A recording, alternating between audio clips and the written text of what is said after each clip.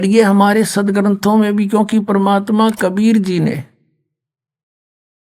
सतयुग में सबसे प्रथम आते हैं, सतयुग में उस सतयुग के अंदर आके ब्रह्मा को मिले, ब्रह्मा जी से भी ज्ञान सुनाया।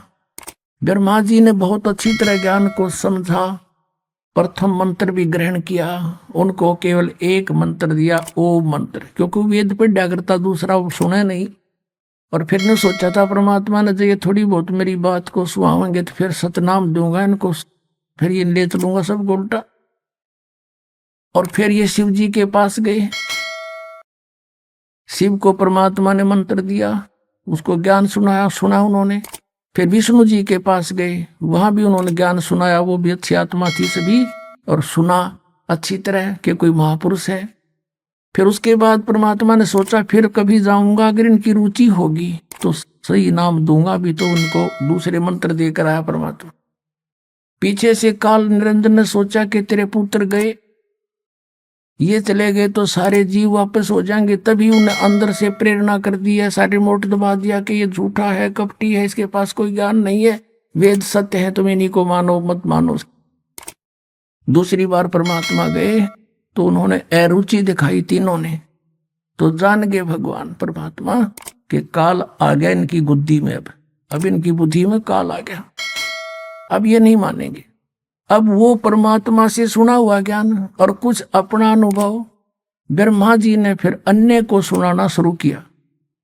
अब वो पुराणों में विद्यमान है, आपको दिखाते हैं।